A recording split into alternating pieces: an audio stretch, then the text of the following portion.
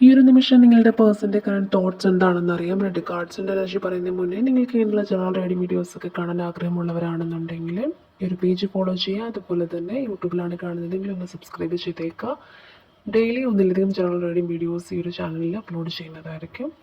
അതുപോലെ personal reading ആവശ്യമുള്ളവർ ഇൻസ്റ്റഗ്രാമിൽ DM ചെയ്താൽ മതി, റീഡിംഗ് എന്ന് DM ചെയ്താൽ മതി.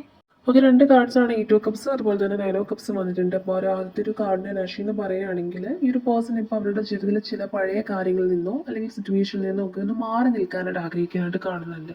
അതായത് ആ ഒരു വ്യക്തിക്ക് സമാധാനം നൽകാത്ത എന്തിനെയോ, അതായത് അവരുടെ ലൈഫിലെത്തിയോ കുറേയധികം സ്ട്രഗിൾ ചെയ്യുന്ന എന്തോ ഒരു കാര്യത്തിനെ ഉപേക്ഷിക്കാനായിട്ടും പുതിയൊരു ലക്ഷ്യത്തിലേക്ക് നടന്ന് നീങ്ങാനായിട്ട് ഒരു പേഴ്സൺ ആഗ്രഹിക്കുന്നതായിട്ട് കാണുന്നുണ്ട്. അതുപോലെ തന്നെ 9 ഓഫ് കപ്സ് എന്ന് പറയുന്നത് പുറമേ ഒന്നും കാണിക്കുന്നില്ലെങ്കിലും അവരുടെ ഉള്ളിൽ ഏറ്റവും വലിയ ആഗ്രഹം നിങ്ങളോടൊപ്പം ഉണ്ടാവുക എന്നത് തന്നെയാണ്. അപ്പോൾ കാർഡുകൾ പറയുന്ന പ്രകാരം നിങ്ങളാണ് അവരുടെ സന്തോഷത്തിൻ്റെ ആകത്തുക എന്നുള്ളതാണ്. ശരിക്കും ഒരു സമയത്ത് അവർ വളരെയധികം ഒറ്റപ്പെടൽ അനുഭവിക്കുന്നുണ്ട്. ഇപ്പോൾ നിങ്ങളോടുള്ള സ്നേഹമാണ് അവരുടെ ഉള്ളിൽ ഏക ഒരു വെളിച്ചമായിട്ട് അവർ കാണുന്നത്. അപ്പോൾ ആ ഒരു ലക്ഷ്യത്തിലേക്ക് എത്താൻ എന്തെങ്കിലും റീസൺ കൊണ്ട് ഇപ്പോൾ ഒരു സെപ്പറേഷൻ വന്നിട്ടുണ്ടെങ്കിൽ അതൊന്ന് മാറ്റി പുതിയൊരു ന്യൂ ബിഗിനിങ് ഒക്കെ ഉണ്ടാക്കാനായിട്ട് ഒരു പേഴ്സൺ ആഗ്രഹിക്കുന്നുണ്ട്. ഇപ്പോൾ അവരുടെ കറണ്ട് തോട്ട്സ് എന്ന് പറയുന്നത് അവരെയൊക്കെ മനസ്സമാധാനം തരാത്ത എന്തോ ഒരു കാര്യം അവരുടെ ചുറ്റിനുമുണ്ട്. മേ ബി തേർഡ് പാർട്ടി സിറ്റുവേഷനൊക്കെ ഉള്ള റിലേഷൻഷിപ്പ് ആണെന്നുണ്ടെങ്കിൽ ആ ഒരു കാര്യത്തിൽ നിന്നൊക്കെ നടന്നു നീങ്ങാൻ ഒരു വ്യക്തി ആഗ്രഹിക്കുന്നുണ്ടായിരിക്കാം.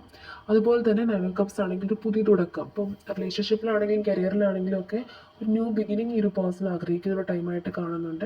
അപ്പോൾ ഒരു കൺക്ലൂഷൻ ആണ് നോക്കുകയാണെങ്കിൽ ഇവിടെ ഈ ഒരു പേഴ്സൺ പതുക്കെ പതുക്കെ നിങ്ങളിലേക്ക് തന്നെ മടങ്ങി വരാനായിട്ട് മാനസികമായിട്ട് തയ്യാറെടുക്കുന്നതായിട്ട് കാണുന്നുണ്ട്. തടസ്സങ്ങൾ പലതും ഉണ്ടെങ്കിലും അതൊക്കെ അവൾ ഉപേക്ഷിച്ച് അവരിൽ നിന്ന് നടന്നു നീങ്ങി എന്താണോ അവർക്ക് മനസ്സമാധാനം നൽകുന്നത് അതിലേക്ക് തിരികെ വരാനായിട്ട് ഒരു പേഴ്സൺ അത്യധികമായിട്ട് ആഗ്രഹിക്കുന്നതായിട്ട് കാണുന്നുണ്ട്. അപ്പോൾ ഈ ഒരു പോസിറ്റീവ് എനർജി നിങ്ങളിലേക്ക് അട്രാക്ട് ചെയ്യാനായിട്ട് കമൻറ്റിൽ 222 എന്ന ഏഞ്ചൽ നമ്പർ ടൈപ്പ് ചെയ്യും.